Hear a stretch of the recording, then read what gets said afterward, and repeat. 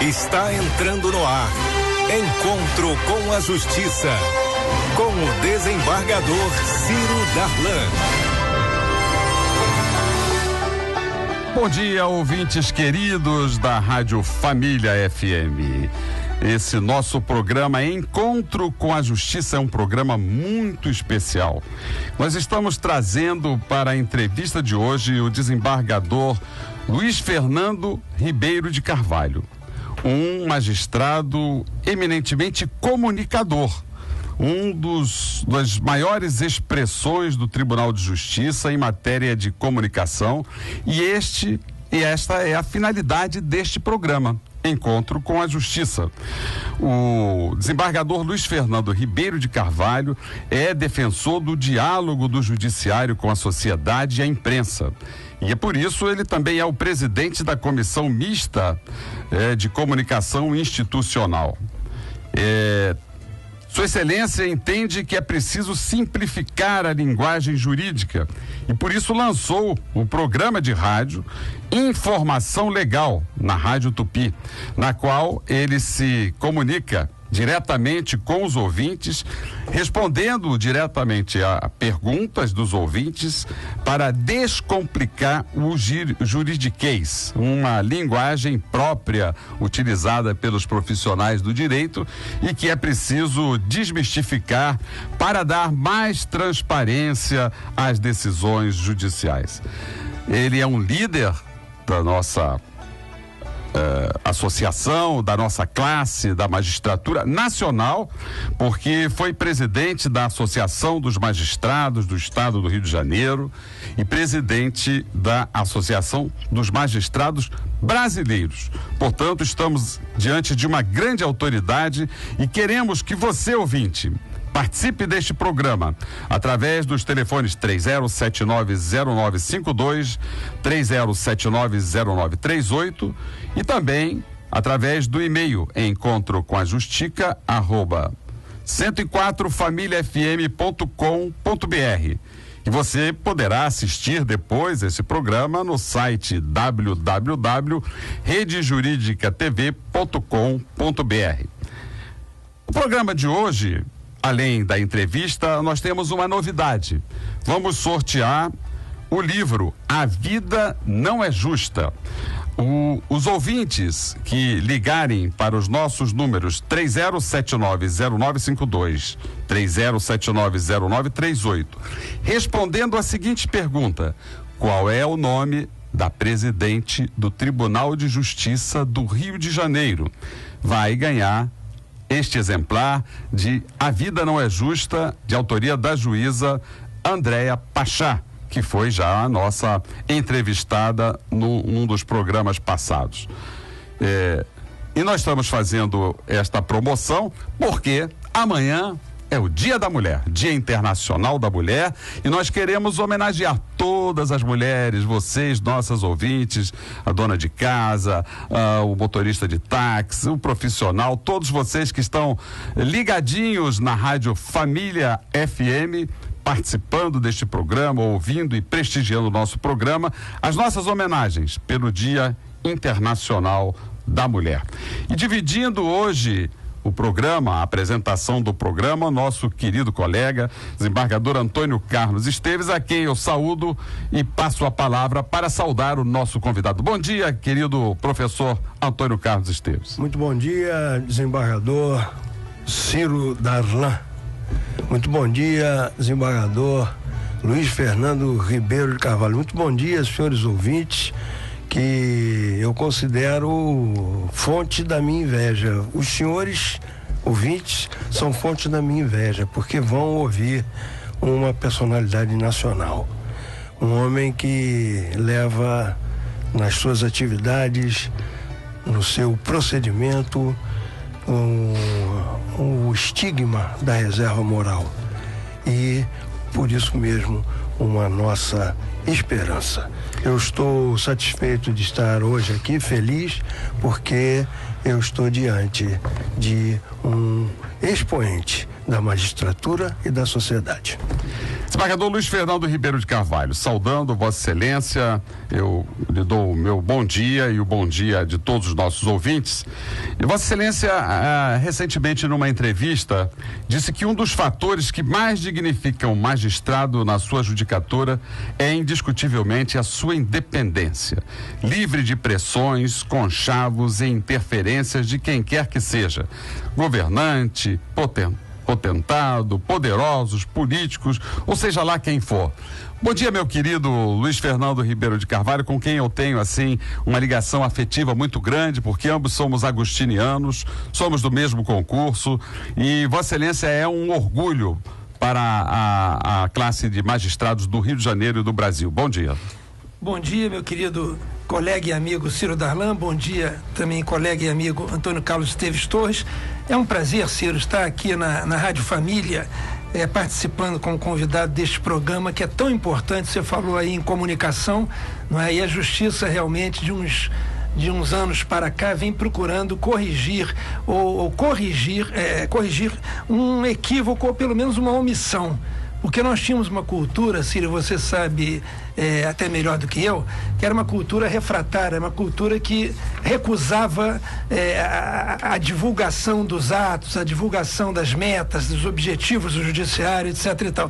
Era uma cultura de isolamento, na verdade. E essa cultura parece que sentia ou apresentava as coisas como se o magistrado ou a justiça fossem contaminados pelo contato com a sociedade. Olha, como é que pode se compreender um poder que retira a sua legitimidade da Constituição, né, daquela mesma que diz que todo poder emana do povo e em seu nome será exercido, vivendo em isolamento, se sentindo contaminado pelo contato com a sociedade?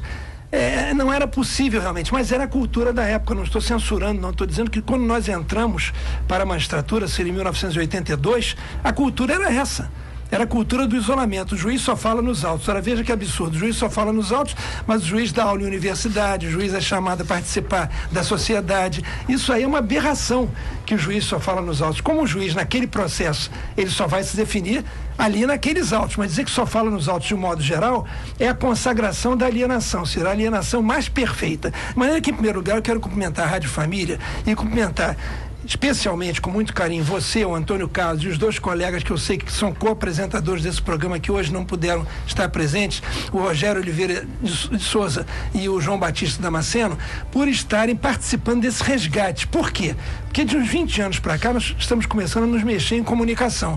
Mas isso não se muda por decreto. A gente sabe muito bem que cultura não se muda por decreto. Se havia essa cultura espalhada no meio social e principalmente no meio judiciário, isso não se muda por decreto. Começou-se de 20 anos para cá resgatar isso, criar assessorias de imprensa, criar órgãos para lidar com jornalistas e dar satisfação à sociedade. Você falou no livro da querida colega Andréa Pachá, que vai ser sorteado aqui hoje, A Vida Não é Justa. A Andréa hoje é ouvidora do tribunal. Veja que é outra cultura, outra mentalidade. Hoje o tribunal tem uma ouvidoria para receber sugestões, críticas, reclamações do jurisdicionado, daquele que recorre ao serviço da justiça. Então as coisas vão caminhando, Ciro, aos poucos. Eu queria cumprimentar muito a vocês pela iniciativa desse programa, um programa Encontro com a Justiça, mas veja que às vezes a gente vive tão disperso e tão isolado, meu querido Ciro, que eu fiquei sabendo do programa pelo seu convite. Não tinha notícia antes, embora presida a Comissão Mista de Comunicação Institucional do Poder Judiciário, da existência do programa. Um programa da maior importância porque coloca o ouvinte, coloca o povo em contato direto com o Judiciário, quer dizer, sem intermediários. Não há intermediação aqui. Isso aqui são magistrados apresentando e convidando magistrados para serem entrevistados pelos apresentadores. Então, isso é da maior importância nesse resgate de uma cultura nova que vai nascendo. A outra não morre de repente, nem por golpe de decreto ou golpe de caneta. Vai mudando com o comportamento que vai se modificando ao longo dos tempos. Então, em primeiro lugar, de parabéns à Rádio Família por acolher este programa que eu vejo como formidável iniciativa, e de parabéns vocês que tocam com o sacrifício do tempo, mas com a dedicação e com o entusiasmo que eu sei que sem isso não se faz nada. E eu convido então para assistir os 16 programas que nós já gravamos no site www.redejuridicatv.com.br e na qualidade de presidente da Comissão Mista de Comunicação constitucional, que Vossa Excelência faça o seu juízo crítico e nos mande também os seus comentários para podermos aperfeiçoar cada vez mais este encontro com a população, encontro com o judiciário, encontro do judiciário com os nossos jurisdicionados e com os nossos ouvintes. E nós já temos aqui pergunta de Margarete de Jacarepaguá. Ela quer que o senhor fale sobre a questão da independência dos juízes. Fala-se muito que os juízes sofrem pressão da opinião pública através dos meios de comunicação, sofrem pressão interna do próprio Tribunal de Justiça, pressão de advogados poderosos que fazem o que se chama de embargos auriculares, fazem pedidos fora dos autos. Como é que Vossa Excelência vê essa questão? Vossa Excelência, que é autor do livro Justiça em Mutação, a reforma do judiciário, como é que Vossa Excelência vê essa possibilidade dos juízes se verem amedrontados diante de tanta pressão interna e externa? Esse ponto que foi tocado agora pelo nosso apresentador, pelo querido colega Ciro Darlan, é da maior importância, porque sem independência, na verdade, quer dizer, o homem precisa de uma dose de independência até para viver. Todos nós precisamos. Agora, o juiz, na sua função de julgar, sem independência não é juiz. Quer dizer, como é que ele pode julgar, exercer essa função tão importante do ponto de vista social, né? Sem ter independência para emitir o seu julgamento? Como é que ele vai julgar um processo criminal, um processo civil, um processo contra o Estado, um processo contra o poder político? Como é que ele vai julgar sem independência? Quer dizer, seria um simulacro, Ciro, seria, na verdade, uma simulação de julgamento, não seria um julgamento. Então, juiz sem independência, na verdade, ele assume o papel de um burocrata de toga, porque ele tem a aparência externa, não é? Ele tem a plumagem de um juiz, a aparência externa. Se fala em plumagem porque a toga é negra, né? O símbolo da magistratura, aquela toga é negra, como a beca do advogado é negra, por isso que se fala em plumagem. Mas como é que ele vai atingir essa sua função social relevantíssima, insubstituível, né? Porque alguém tem que julgar, sem ter esse predicado da independência, sendo pressionado pelo poder político, sendo pressionado às vezes pelo seu tribunal, sendo pressionado pelos meios de comunicação. O juiz tem que ser um cidadão que receba a pressão e a considere um fator normal da vida e não se sinta atingido por ela. Mas para isso ele tem que ter independência, tem que ter a coraça. Ele tem que ter essa independência como fator de defesa, não dele, mas do jurisdicionado. Porque se eu sou jurisdicionado e tenho um processo na mão de um juiz cerceado na sua independência, eu não sei o que pode me aguardar. Certamente não será nada de bom. O desembargador Luiz Fernando Ribeiro Carvalho, no seu livro Justiça em Mutação, numa determinada altura, ele provoca, como grande escritor que é, porque além de ter o fundamento, além de ter substrato, ele é um grande escritor, domina a língua como ninguém. Mas ele faz a seguinte provocação. Aliás, como se costuma dizer jocosamente, diz o desembargador, se forem respeitados os direitos constitucionais do cidadão, a imprensa for livre de pressões políticas, a educação tratada com prioridade e o Congresso gozar da credibilidade e o judiciário se fizer respeitar pela independência, corremos o risco de cair numa democracia. Ou seja, o desembargador, ele abordou aqui todo este conjunto, todo esse substrato da sociedade. Ele é um moralista em exercício, como alguém já disse isso. É um moralista, mas não um moralista comezinho, pequeno. Não, ele é um moralista porque ele é o dono da expressão da moral do bem. Antônio Carlos, nossos ouvintes estão ligando aqui todos, e aqui o Douglas de Caxias está querendo ganhar o livro da doutora Andréa Pachá, A Vida Não É Justa, e ele quer muito dar de presente para a sua esposa. Ele pede uma dica sobre o nome da presidente. Pergunta qual é a primeira letra do nome. Olha, é uma mulher. Nós só podemos... A única dica que a gente pode dar é que ela é uma mulher, porque nós estamos homenageando o Dia Internacional da Mulher, e por isso a pergunta é essa. Liguem para cá, 30790952, 30790938 e diga o nome completo da presidente do Tribunal de Justiça do Estado do Rio de Janeiro. Douglas, a única dica que eu posso te dar é o seguinte: ela é uma mulher e muito valorosa. Mas a Jandira do Meia pergunta ao doutor Luiz Fernando: desembargador, o senhor já julgou algum caso em que correu risco de vida? Qual? Jandira, muito obrigado, Jandira, pela sua participação. Luiz Fernando. Olha, minha cara ouvinte Jandira, se houve isso, eu não tomei conhecimento, porque se havia alguma ameaça, alguma situação dessa natureza, eu não cheguei a tomar conhecimento, de maneira que não tenho como responder a sua pergunta com dados a respeito de uma situação que eu não vivi. Mas aproveitando essa pergunta, desembargador, nós já tivemos muitos juízes, colegas nossos, Verdade. ameaçados e até assassinados. A juíza Patrícia Ascioli, foi assassinada. Como é que Vossa Excelência vê essa questão da proteção à integridade física dos juízes? Porque os juízes lidam com muitos interesses e contrariam muitos interesses. Aliás, dizem que nós contrariamos sempre 50% dos interessados, porque se há um conflito entre duas pessoas e nós temos que dizer que um tem o direito, o outro não tem o direito, nós estamos contrariando sempre pelo menos 50% dos interessados. Como é que Vossa Excelência vê a atuação do Tribunal de Justiça no sentido de dar efetiva proteção aos juízes quando ameaçados no exercício da sua função? Olha, quando o juiz se vê ameaçado, é evidente que o tribunal tem que acionar um dispositivo de segurança, e isso aí faz parte também daquele outro tópico que nós estávamos mencionando, da independência do juiz. Quer dizer, é uma pressão violentíssima. Nós estamos falando de pressões sobre o juiz.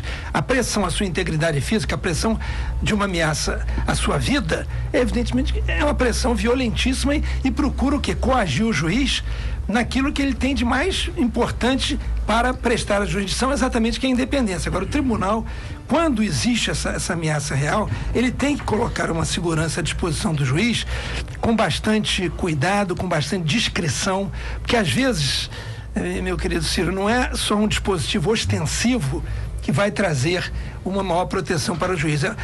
Esse problema de segurança é muito delicado, tem que ser tratado, evidentemente, por especialistas, mas tem que ser também visto numa abrangência política, de tribunal, que está protegendo os seus juízes de uma ameaça, de uma coação ilegítima para que ele não cumpra a sua função com liberdade. Então, na verdade, a proteção do juiz, de novo, mostra um aspecto de proteção da sociedade, que o juiz, sem a proteção, ele não pode judicar.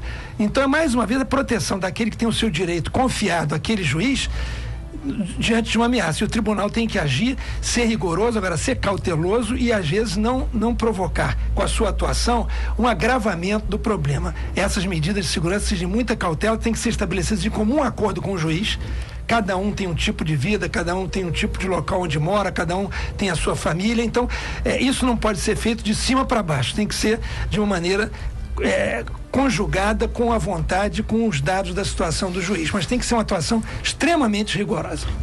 Luiz Fernando, Pablo da Tijuca está aqui fazendo uma provocação que você não pode faltar, você não pode fugir dessa provocação. Ele pergunta se na semana que vem podemos sortear um livro do Dr. Luiz Fernando Ribeiro de Carvalho. Aliás, o livro é Justiça em Mutação, a Reforma do Judiciário. Olha, eu vou dizer que o Pablo não fora da Tijuca, e eu falo com uma suspeição, porque também sou tijucano, se antecipou. O tijucano está sempre à frente do seu tempo. Inclusive ganhou o carnaval. Ganhou o carnaval. As duas primeiras colocadas foram da Tijuca, lá em nossas homenagens, então. Exatamente. Ao Unidos da Tijuca e ao Salgueiro. As duas escolas foram campeãs do carnaval. Mas não há dúvida nenhuma, Pablo, eu já ia me antecipar nesse sentido, agora apenas respondi a sua pergunta no sentido afirmativo. É evidente que teremos condição de sortear o livro na próxima edição do Encontro com a Justiça. E o senhor, autor do livro que vai ser sorteado na próxima semana, Justiça em Mutação, é inegavelmente uma liderança da magistratura nacional. Vossa Excelência já foi presidente da Associação dos Magistrados do Estado do Rio de Janeiro, onde, durante os 2 anos que ali presidiu, fez mudanças importantíssimas na relação do juiz com o jurisdicionado, do juiz com o poder judicial. Também presidindo a Associação dos Magistrados Brasileiros, tornou-se uma liderança nacional. Não pode fugir do seu destino. Vossa Excelência presidirá o Tribunal de Justiça. Quais são os seus planos? Quais são o que o senhor tem como proposta dentro desse tema, justiça em mutação, para melhorar a prestação jurisdicional no Rio de Janeiro? Olha, as palavras do Ciro são sempre generosas e amigas. Ele agora já está até com poderes de premonição, né? Eu sou um modesto pré-candidato, quer dizer, a eleição será ainda em dezembro, ainda temos um bom tempo de mandato da atual presidente, não posso dizer o nome senão estrago o concurso do livro, né? Mas eu tenho algumas ideias já esboçadas, venho discutindo, debatendo com um grupo de colegas. Eu poderia dizer que pretendo trabalhar, Ciro, em 4 vertentes ou eixos principais. Um eixo, evidentemente, o eixo primeiro é o da atuação do juiz, do judiciário em relação à sociedade. Quer dizer, nós temos que aprofundar certas medidas que estão sendo tomadas já hoje e já antes pelo Tribunal de Justiça e podem e devem ser aprofundadas. Por exemplo, nós hoje vamos sendo atingidos por uma quantidade absurda de processos. Há pouco tempo, o CNJ, o Conselho Nacional de Justiça, revelou que são 92 milhões de processos em andamento no Brasil no final de 2012. O relatório era do final de 2012. Então, hoje já são quase 100 milhões de processos. Mas vamos dar o número exato, que era o número estatístico, 92 milhões. Embora eu não acredite muito em estatística, que às vezes ela se resume a ser uma mentira maquiada. Mas vamos prosseguir. No Rio de Janeiro, meu querido Ciro, meu querido Antônio Carlos, nós temos mais de 9 milhões de processos, 9 milhões e meio, final de 2012. Então, 10% do movimento nacional de processos está no Rio de Janeiro. Está nas varas de primeira instância, está nas câmaras do tribunal, etc. Então, esses mecanismos alternativos, é onde eu quero chegar, que já vêm sendo impulsionados, tem que ter absoluta prioridade. Quais são os mecanismos alternativos ao processo judicial? O povo não pode contar mais, os tribunais não podem contar mais só com o processo judicial, que até algum tempo falava muito em monopólio da jurisdição, todos nós ouvimos falar muito nisso desde a faculdade. Hoje não pode haver um monopólio da jurisdição.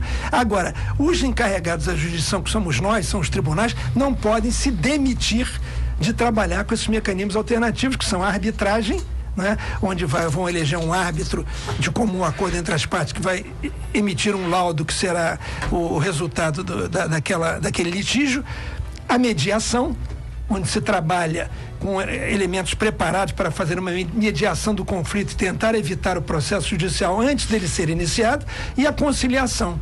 Arbitragem, mediação e conciliação. Conciliação tanto pode ser pré-processual, antes do processo, como durante o processo. Todos nós, como juízes, cansamos, e até é uma atividade a qual cada vez se dedica maior atenção, de tentar a conciliação. Por quê? Porque é intuitivo, Ciro, que é muito mais fácil para as pessoas aceitarem uma decisão da qual elas participaram, que a conciliação é a vontade das partes num acordo homologado pelo juiz. As partes transigiram, cada uma cedeu um pouco, chegaram ao meio termo, famoso meio termo, né, da sabedoria comum, a virtude está no meio, né, em médio virtus, e aí aquele acordo foi homologado pelo juiz e tem tanta autoridade como uma sentença que o juiz proferisse de condenação, de declaração ou de constituição do direito. Então, esses mecanismos alternativos talvez sejam o maior foco, o maior eixo de uma atuação do judiciário voltada para a sociedade civil e para o jurisdicionado. Outro eixo tem que ser com relação, penso eu, aos nossos servidores. Pretendo discutir uma proposta que estabelece o seguinte, que para os cargos de direção e de chefia no Tribunal de Justiça, houvesse um percentual destinado aos servidores do quadro, da carreira, aqueles concursados. Nós que não podemos chegar à totalidade dos cargos de direção e de chefia, mas pelo menos seria uma reserva de mercado, vamos colocar entre aspas, para os servidores de carreira, Ciro, do quadro, terem acesso aos cargos de direção e de chefia. Vamos dizer, 50% é um número aleatório, o número que estou jogando aqui, mas um número mínimo para estimular o nosso servidor, ele saber quando ele realmente se destaque, ele vai poder ter uma fatia ou um percentual dos cargos destinados ao seu progresso, ao seu estímulo funcional. Já que Vossa Excelência está tocando nessa questão, fala-se muito, e Vossa Excelência é partidário disso, da democratização do judiciário. Como é que Vossa Excelência vê a necessidade, a possibilidade da eleição direta para os cargos de direção do Tribunal de Justiça por todos os magistrados do Estado? Essa é uma das maiores polêmicas quando o Ciro falava aqui em liderança nacional, etc., eu já sabia que vinha chumbo grosso, agora veio, né? Veio de verdade, e eu não me furto não, porque esses temas todos têm que ser enfrentados. Ultimamente, eu como presidente da Maerj, Ciro, da nossa Maerj e da nossa AMB, Antônio Carlos, já tive que defender essas propostas como dever de ofício. Hoje me vem a preocupação, alguns ajustes que têm que ser feitos nessa proposta, porque vamos imaginar que a eleição seja direta com peso igual para o voto de todo mundo.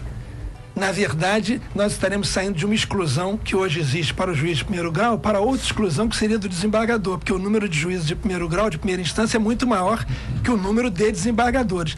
Então, eu penso que hoje, para se encontrar um fator de equilíbrio, nós poderíamos talvez examinar e debater um voto que tivesse um peso.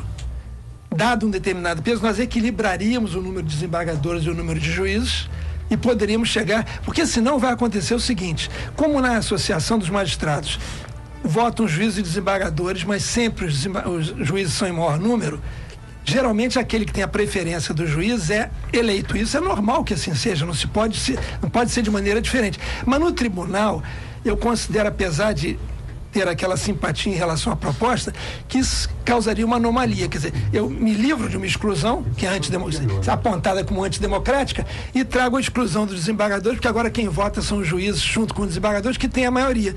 Então nós chegaremos à seguinte solução perversa. Quem elegesse o presidente da associação, elegeria o presidente do tribunal. Continuaria sendo antidemocrático. Quer dizer, nós temos que estabelecer um equilíbrio com voto ponderado, um voto com peso, para que não houvesse também o risco da exclusão dos desembargadores, que nada mais são, aliás, que juízes de segundo grau, porque a função não é diferente. Esta é uma democracia relativa que Vossa Excelência está defendendo, mas é um ponto de vista. Nós vamos fazer um pequeno intervalo, mas antes eu quero passar aqui para os nossos ouvintes, já que nosso programa é o Encontro com a Justiça, algumas informações sobre o nosso tribunal. Os juizados dos aeroportos realizaram 186 atendimentos no Carnaval. Olha que beleza! A Justiça 24 horas, a Justiça brincando o Carnaval, dizendo o direito, né, de 186 atendimentos de pessoas que usaram os aeroportos durante o Carnaval. O Tribunal de Justiça também determina que autoescolas cumpram contratos firmados com os seus alunos. E a Justiça autorizou, essa semana, a incineração de cerca de 30 toneladas de drogas. Também foi instalado o sistema de processos eletrônicos no primeiro juizado especial civil de Teresópolis. Atenção, nossos ouvintes de Teresópolis, melhorando os serviços judiciários aí em Teresópolis. A Justiça ainda determinou a redução das tarifas de ônibus de São Gonçalo. Olha, quem sabe se isso tivesse acontecido aqui no Rio de Janeiro, as nossas manifestações violentas não tivessem sido tão violentas assim. E, por último, as provas orais do concurso da magistratura.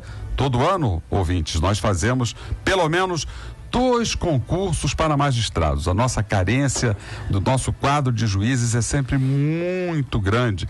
Por isso, nós realizamos 2 concursos por ano e, lamentavelmente, o número de aprovados é sempre muito pequeno.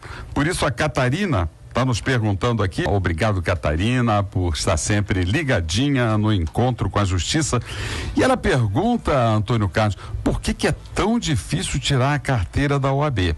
Ela já tentou 3 vezes e não conseguiu. Ela é formada em Direito e ouve o nosso programa toda semana e diz que ele é muito esclarecedor. Muito obrigado, Catarina, pelo prestígio da sua audiência.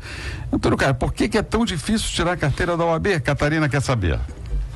Doutora Catarina, eu não sei se o exame é exageradamente difícil, né, o que seria um erro, ou se nós estamos com algum déficit universitário, né, para preparar os alunos para que exerçam a função advocatícia. Porque uma coisa é ser bacharel, como o Evaristo de Moraes, no seu livro Reminiscências de um Rábula Criminalista, ele no final do livro, ele diz assim: eis-me enfim bacharel, 3 pontinhos, como toda gente.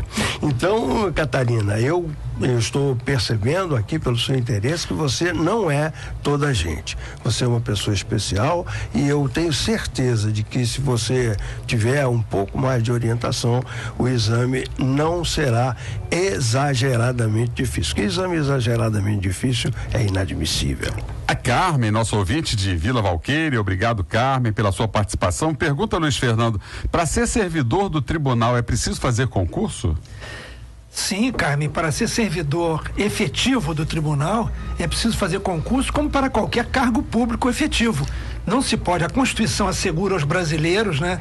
E em alguns casos até abre também para estrangeiros, mas para que haja uma perfeita igualdade no acesso a esses cargos públicos, e no tribunal não pode ser diferente, se exige o concurso público que vai igualar a todos e dar uma oportunidade democrática a todos, de maneira que somente mediante concurso se adquire a condição de servidor efetivo do quadro do Tribunal de Justiça. E o nosso ouvinte, Diogo, lá de São Cristóvão, obrigado, Diogo, ligadinho aqui no Encontro com a Justiça, está perguntando: no Brasil existe prisão perpétua, Luiz Fernando? Não, Diogo, a Constituição inclusive proíbe, né? Ela veda expressamente a pena de morte e a prisão perpétua. Até se tentou fazer um plebiscito para colocar isso em discussão e tudo, mas a coisa não avançou e a Constituição proíbe de maneira absoluta, quer dizer, não há possibilidade de atuação do legislador nesse campo, porque o próprio Constituinte vedou, proibiu essa possibilidade. Luiz Fernando falou em Constituição e ele é um especialista na nossa Constituição e também um dos homens que mais trabalhou para ajudar a escrever, ou pelo menos a influenciar os constituintes a bem escrever o nosso capítulo. E especialistas, Luiz Fernando, estão defendendo medida que limite a exposição dos réus, porque, segundo os especialistas, ofende a dignidade da pessoa humana quando os réus são expostos antes de uma sentença condenatória. O que diz a nossa Constituição sobre isso, Luiz Fernando? A Constituição tem como uma das suas pontos fundamentais, quando ela vai estabelecer os princípios fundamentais da República, ela estabelece exatamente a dignidade da pessoa humana. Não é porque alguém se torna réu, a gente até pode compreender que haja uma revolta da sociedade diante de um crime violento. Às vezes é vítima uma pessoa daquela comunidade, a comunidade fica abalada, fica traumatizada com toda a razão. Nós pensamos do ponto de vista humano, daquela comunidade atingida por um crime violento, isso é perfeitamente compreensível. Mas, por outro lado, não se pode esquecer a dignidade da pessoa humana daquele réu que, por enquanto, é apenas acusado.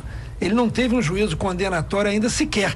E mesmo depois de condenado, também não se despe da dignidade. Quer dizer, o Estado pode punir? Pode. Mas tem que haver limites.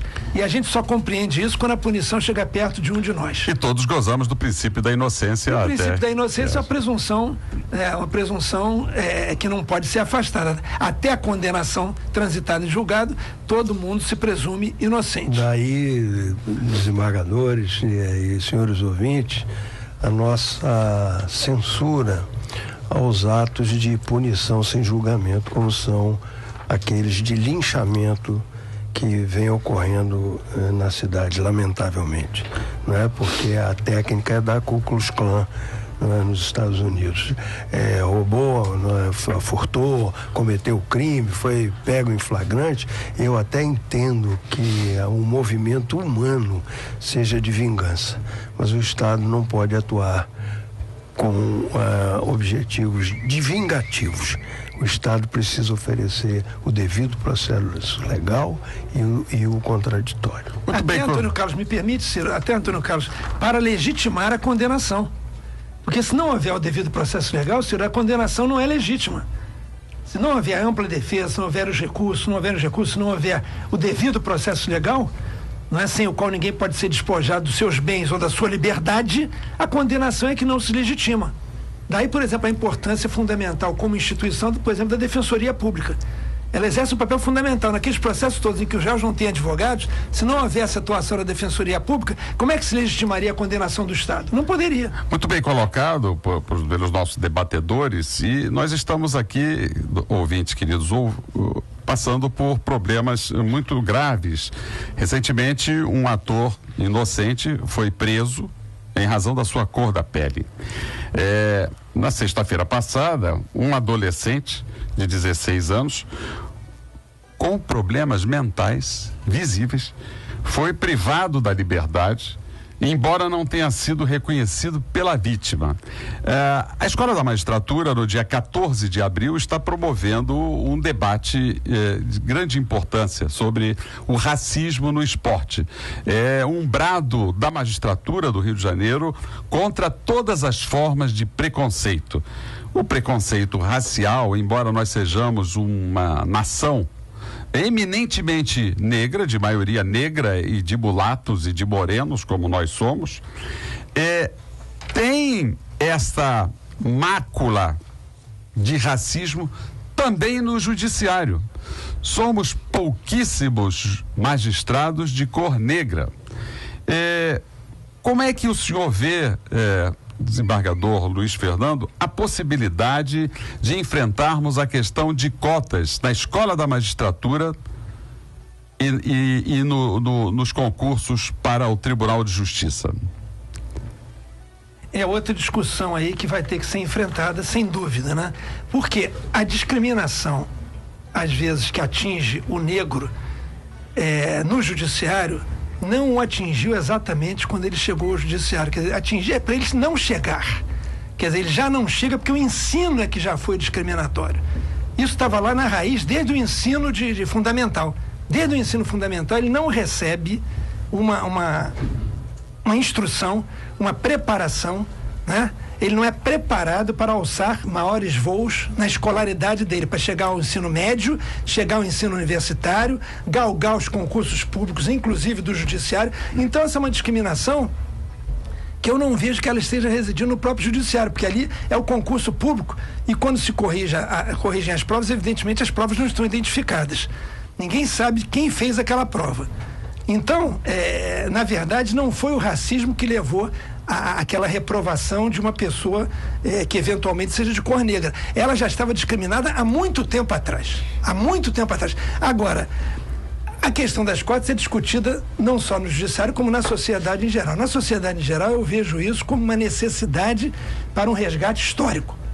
Evidente que o negro que foi discriminado durante séculos, ele precisa dessas chamadas ações afirmativas para ele conseguir uma posição de igualdade para disputar. Mas nós vamos conseguir isso com a educação? Vamos, mas ele não pode esperar 100 anos.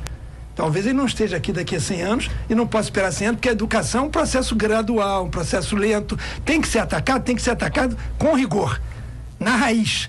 Mas ele não vai produzir efeito a curto prazo. O que produz efeito a curto prazo é a ação afirmativa. E os dados que se tem sobre presença de negros e de outras minorias, aliás, negro não é minoria no Brasil, você já disse muito bem, negro é maioria, negro, moreno, mulato, etc., é maioria, mas de outras minorias na universidade, o dado que se tem é de que eles tiveram um desempenho até acima do esperado.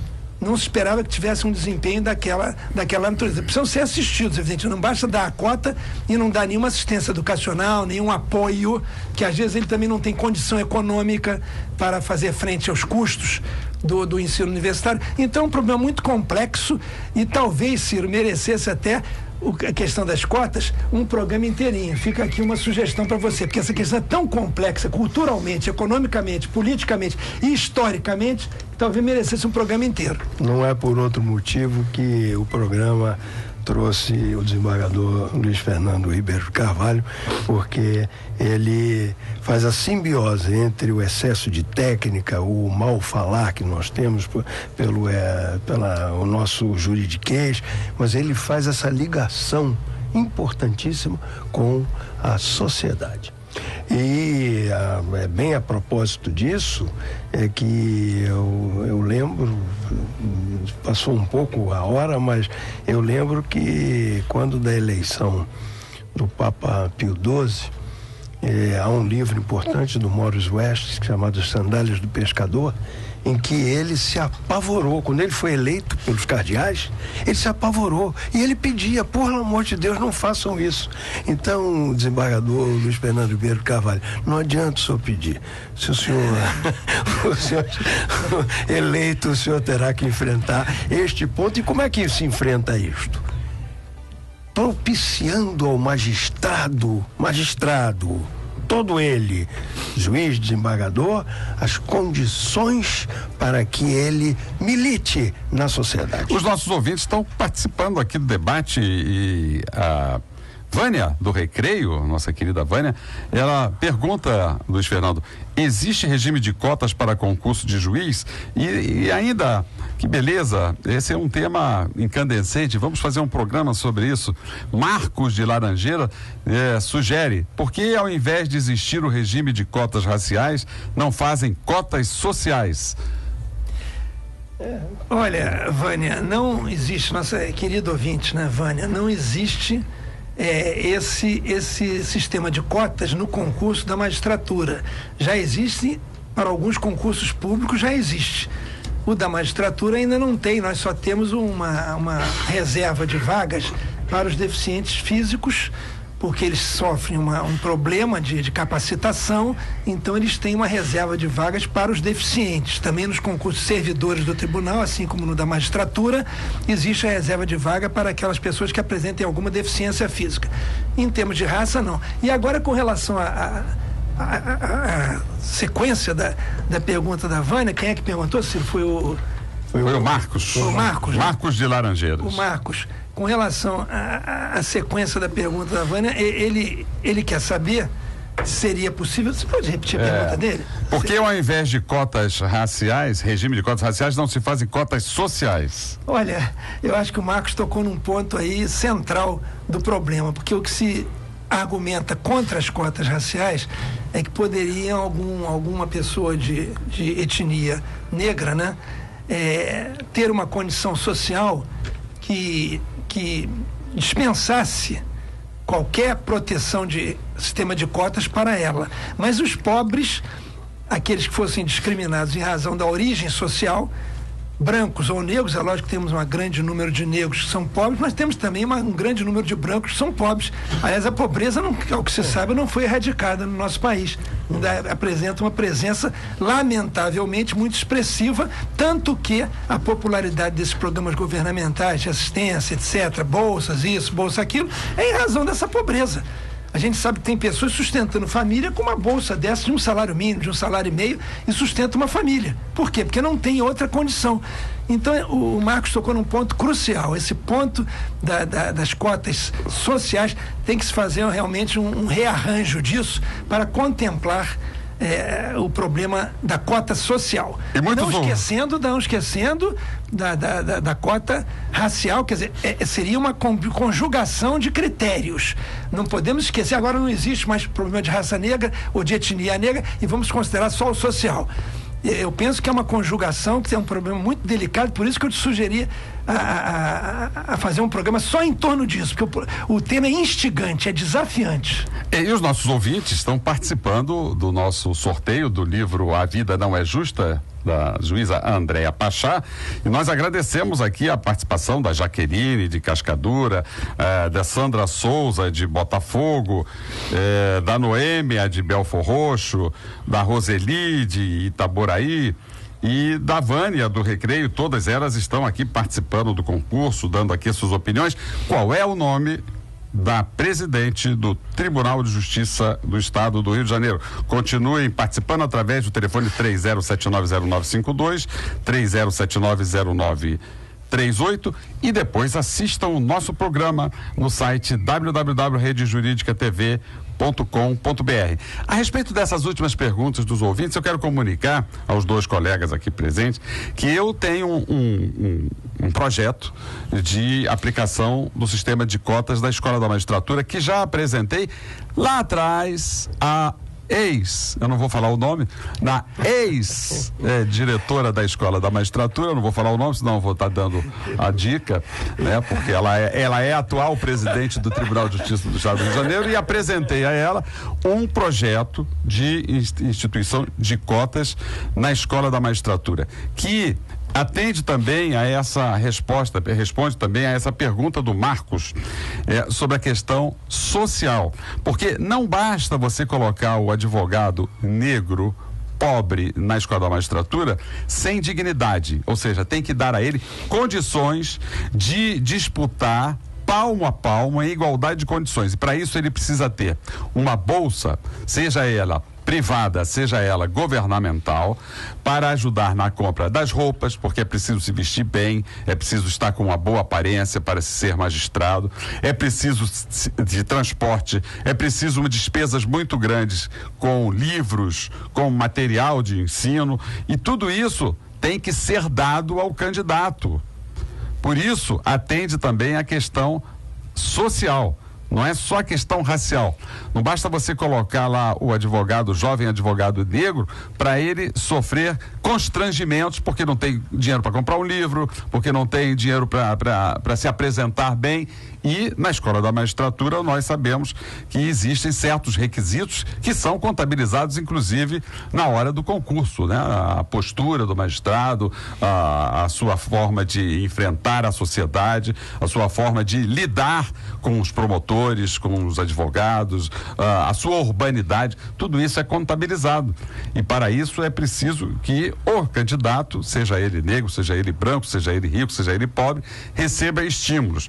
E ainda, com relação às cotas sociais, eu quero dizer que há muitos e muitos magistrados, e eu sou um deles, que viemos de categorias sociais paupérrimas. Então, é aquela questão do espermatozoide, aquele que chega primeiro, é o mais forte.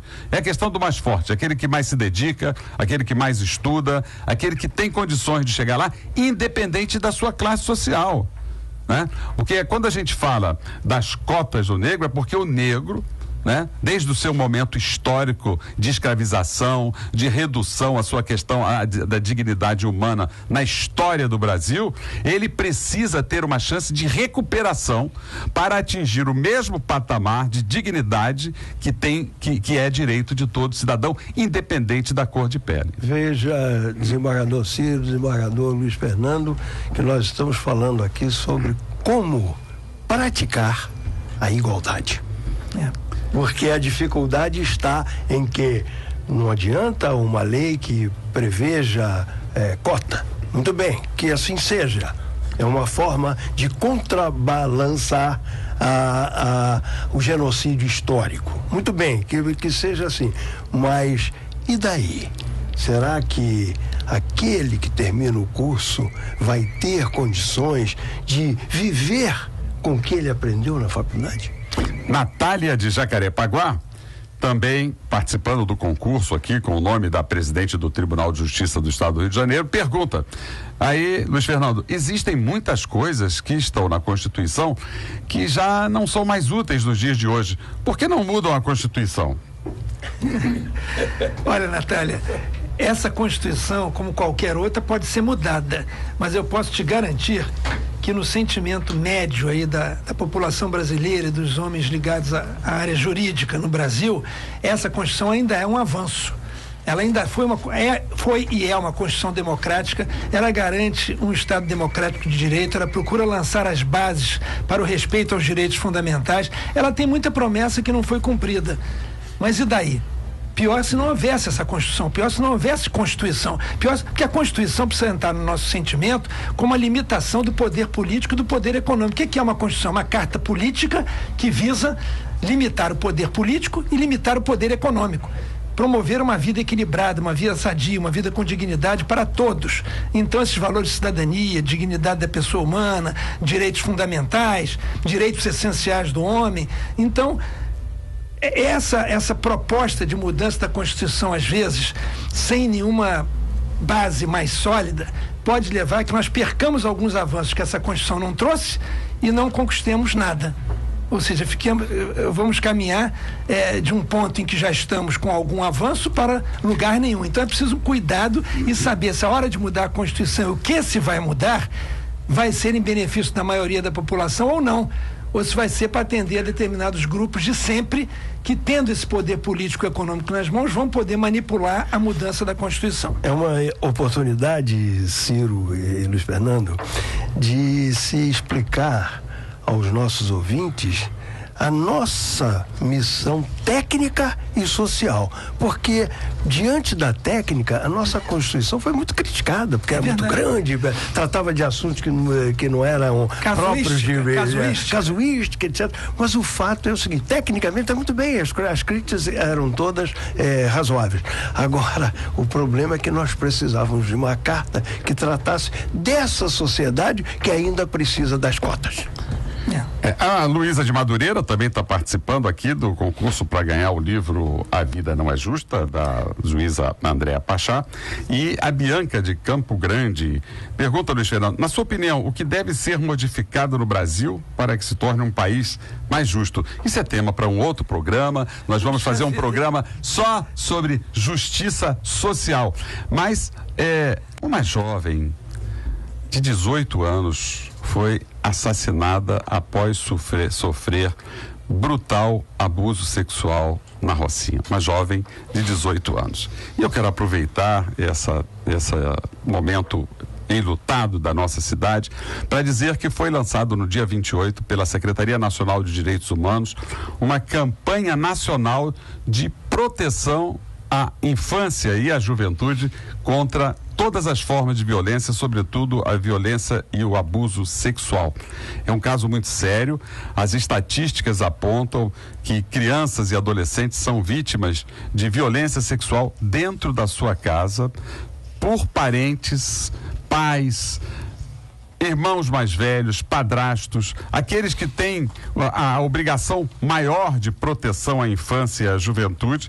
Essa jovem tinha 18 anos, tinha acabado de sair da sua, tecnicamente falando, juventude, porque a juventude é um estado de espírito e nós, embora sexagenários, nós ainda somos jovens, mas é preciso cuidar da nossa juventude, porque uma criança, um adolescente vítima de abuso sexual, ela fica com uma marca indelével, uma marca para toda a vida, e é preciso cuidar. Por isso, olhem para os seus filhos, não tirem os olhos dos seus filhos, das suas crianças, orientem-os para evitar que sejam vítimas de toda e qualquer forma de violência. E você, ouvinte, se souber de alguma ameaça ou violação aos direitos da criança, diz que 100 é o número nacional da Secretaria Nacional de Direitos Humanos para a proteção à criança e ao adolescente. Você discando esse número, imediatamente será acionado o conselheiro tutelar da sua área de abrangência para sair em proteção e em defesa a essa criança. Desembargador Luiz Fernando, e o CNJ, o que o senhor tem a falar dele? O chumbo grosso parece que ainda não terminou. O CNJ gerou muitas expectativas, foi criado dentro de um meio de muita polêmica. Ele tem aspectos extremamente positivos, mas sobre eles eu não preciso me estender, não. Ele equilibrou os pratos da balança em alguns estados onde realmente havia práticas inaceitáveis no meio judiciário, mas o que nos preocupa mais, meu caro Ciro, é uma tendência excessivamente centralizadora e, por isso, antidemocrática do CNJ, porque ele parece se esquecer que nós vivemos numa federação. Tá certo, federação debilitada, federação enfraquecida, mas federação, né? E ele dita certas normas para que os tribunais dos estados atendam sem um diálogo prévio, sem um consenso, sem uma tentativa de estabelecer meios termos, enfim. Essa tendência centralizadora em excesso, ela deve ser combatida em benefício da federação. É esse o problema principal, apesar de alguns aspectos também positivos que ele apresenta. Muito obrigado, desembargador Luiz Fernando. Foi uma honra tê-lo aqui como nosso convidado, como nosso entrevistado. E nós queríamos fazer aqui, antes de anunciar a vencedora do livro A Vida Não é Justa, da juíza Andréa Pachá, que por acaso é charada Andréa Pachá, é a nossa ouvinte, Andréa Manzana. Andréa Manzana vem aqui buscar na nossa produção, com a Martinha Brizola, o seu livro. Ela acertou o nome da presidente do Tribunal de Justiça, e são muitos os nomes, e ela respondeu Leila Maria Carrilho Cavalcante Ribeiro Mariano. Parabéns, Andréa Manzano. E nós queremos também encerrar esse programa prestando uma homenagem a uma maravilhosa mulher, nossa colaboradora de todo dia, que está aniversariando hoje, a Martinha Brizola. E em nome da Martinha Brizola, estamos homenageando todas as mulheres, nossas ouvintes, que prestigiam o programa Encontro com a Justiça. Parabéns, Martinha Brizola, e muito obrigado por você existir com essa sua simpatia, com essa sua alegria. Parabéns a você nessa data querida, muitas felicidades, muitos anos de vida. Você acabou de ouvir Encontro com a Justiça, com o desembargador Ciro Darlan.